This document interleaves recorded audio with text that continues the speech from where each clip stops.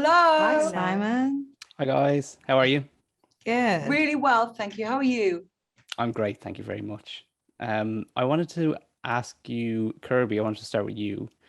And basically what struck me with your character Death is that she draws so much kind of resonance from real life roles like care home workers, nurses, um, counselors, therapists. Did you draw inspiration from that while you were researching the role? Yeah, absolutely. Actually, I have a very close friend whose mum works in hospice care and is essentially like a death doula. And I had conversations with her about sort of about end of life and what that was like, because she's someone who is in a very unique position of witnessing that time and time again. And I spoke with her, and one of the things that really stuck with me, both for this role and in life, was something she said, which was there can be and should be dignity in death. And I think that it's so interesting, because so many of the ideas we have of death, which is the only thing that's guaranteed in life, are of, people being so distressed and it being such a traumatic part of just a traumatic ending, both for the person and for their family. And hearing her speak about ways that she has sort of eased that, and being the main thing being offering comfort and care and sort of just your presence, just being there, was so much of what I took and put in this character that Neil had already built in that way. She is a nurturer, she is a caretaker. And so sort of fusing what was already there in the source material and then real life experience is sort of how we've come up with this version of Death. Excellent. Jenna, I wanted to ask you a question about Constantine.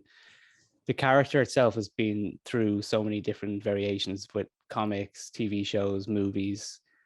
What was your thinking going into it? Did you draw inspiration from those sort of media, or did you strictly go for Neil's version of the role?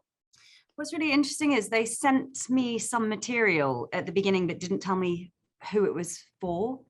So it was like kind of a different name, and so I actually formed a really clear, because from Alan's, Alan obviously we have the source material, but it's this is Joanna Constantine in a what Alan likes to say, a more upgraded version of herself. She's now exorcist to the royal family, and she's moved up in the world.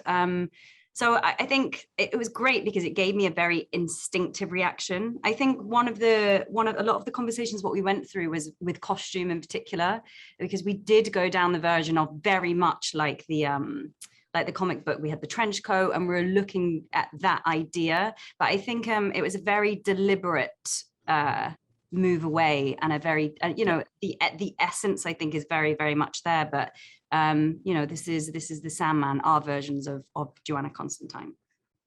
Cool. And Gwendoline, I wanted to ask you, this is now like another major role from a kind of a source with such a massive fan base already that you've played.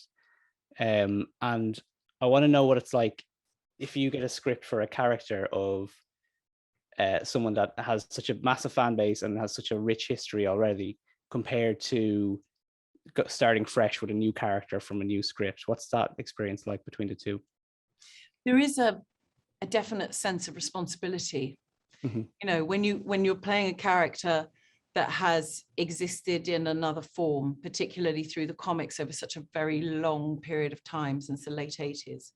And so many people have really loved these characters and been invested in the idea of Lucifer, because Lucifer was presented in a very different form to what we had seen conventionally. So this is an unconventional Lucifer that seemed to have an attitude, a laissez-faire attitude almost to hell. And that excited me. I do feel the responsibility, but simultaneously, I think the only way to channel proper creativity is to be working with great collaborators, which Alan Heinberg and Neil Gaiman absolutely were, and to try to bring something of a total respect for the source material, but a response to now. And the idea, perhaps, of bureaucrats, and the idea of rules and what they mean, and what a sociopath is, and all of those things that a non-human character who is ruler of hell possibly could be. Brilliant. One more question for all you guys. What do you think is your proudest moment, or the moment you're most proud of within the series? I'll start with you, Kirby. I am most proud of, honestly, I think this was the most amount of lines and sort of most dialogue and tongue twistery, anthropomorphic personification, all of it that I've ever learned. And, we did really long takes, Tom and I just walking and talking, and there was so much to learn. But I am really, really, it was such a wonderful challenge, because I think so often you learn things in such small bits and pieces, and it was so nice. It almost felt like theatre. It felt like doing theatre again, just, walking around Richmond Park, talking about life and death. Brilliant. Jenna? Oh, that's really hard. I don't know. I haven't actually, it's something that I haven't seen back. I feel like I really adored working with Tom. And I find, obviously Joanna Constantine is very much set in the contemporary world of now. Yeah.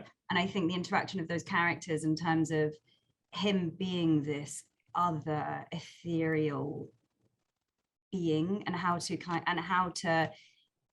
interact with him, and the kind of the dynamic that created. So I adored creating that relationship. Cool. Mine was my wings. Really, did you get to keep them? Into the wings. Those are amazing. I'm wearing them now. They're just... Oh, excellent. Well, thank you so much, guys. That's a wrap from me. Thank you. Thank you. Dreams don't die.